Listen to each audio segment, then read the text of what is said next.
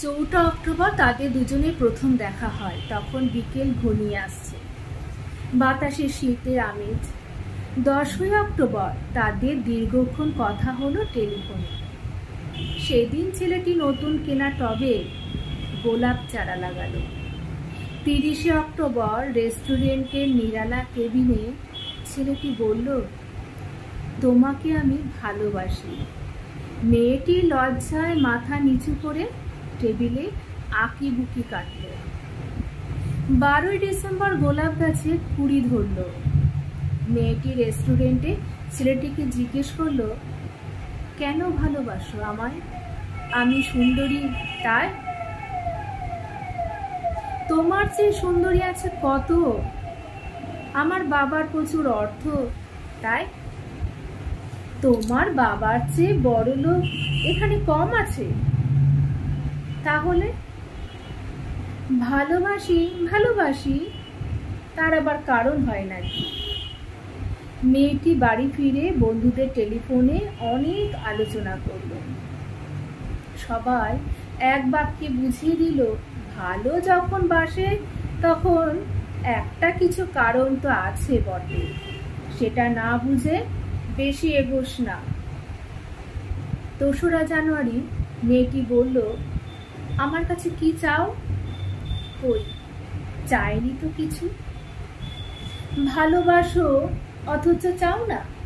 তাহলে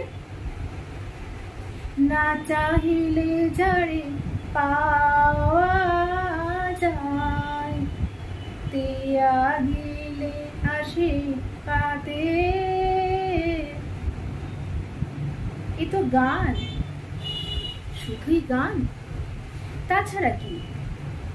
কিছুই যদি না চাও তবে ভালোবাসো কেন? ভালোবাসি তাই ভালোবাসা দিতে চাই, চাইবো কেন? তুমি সত্যিই অদ্ভুত। 10ই ফেব্রুয়ারি দুজনের দেখা হলো মেট্রো স্টেশনের পাতালে। ছেলেটি বলল, আমি কাল সারা রাত বাঁশি বাজিয়েছি। সারা রাত সেই সুরের মায়াবী আলোয় তুমি নাচছিলে। অসামান্য অনন্য সেই নাচ। ধ্যাৎ, কাল সারা রাত আমি ঘুমিয়েছি। আমি কিন্তু তোমার নাচই দেখে গেছি সারা রাত। তোমার বাঁশি একদিন শুনতে হবে। 12ই মার্চ ছেলেটি বাঁশি বাজালো। মেয়েটি শুনল। সময় থমকে রইল অনেকক্ষণ। বাঁশি যখন থামলো, মেয়েটি 2 চোখ ভরা জলে বলল, বাঁশি শুনতে শুনতে আমার ঘুম এলো আবেশে। আমি দেখলাম আমি নাচছি। মেঘের মাঝখানে তারাদের পাশে আমি নাচছি। আকাশে ফুলের গন্ধ। ডাক্তার আমায় বাঁশি বাজাতে নিষেধ করেছে। সে কি, কেন? বাঁশি আমায় টেনে নিয়ে যায় স্বপ্নের মধ্যে। ডাক্তার বলেছে, স্বপ্ন দেখলে আমার মস্তিষ্কের শিরা উপশিরায় জট পাকিয়ে যাচ্ছে। তাহলে ভাবছি। 16 এপ্রিল মেয়েটি বলল, আমার বন্ধুরা বলেছে তুমি খুবই ভালো, অসাধারণ, কিন্তু তুমি সৃষ্টি ছাড়া, তোমার স্বপ্ন সব অর্থহীন। আমি জানি। স্বপ্ন টপ্ন ছেড়ে দিতে পারো না তুমি? না। তাহলে তুমি তো আমাকে হারাবে। তোমায় পাইনি তো কখনো। 5ই মে ছেলেটির মস্তিষ্কে অপারেশন হলো। একটু সুস্থ হতে মেয়েটি এসে বলল, ভালো আছো তো?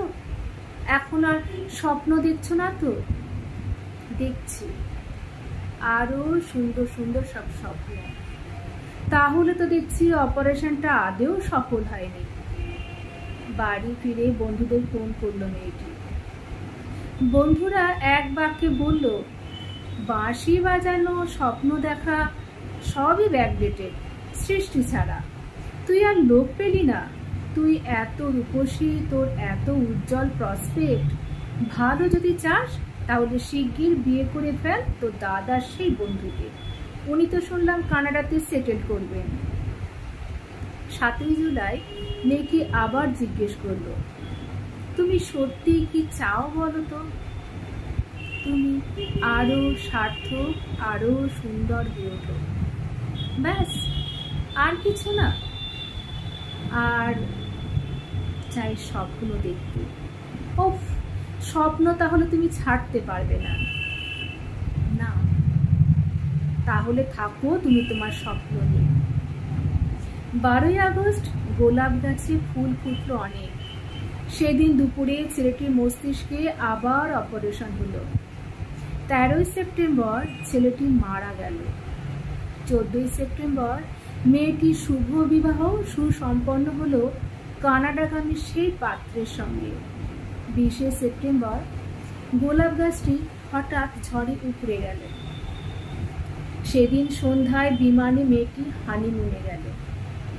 যাবার আগে বন্ধুদের বলে গেল, স্বপ্নের চেয়ে বাস্তব অনেক ভালো, অনেক মধুর। স্বপ্ন দেখে কেবল বোকারা।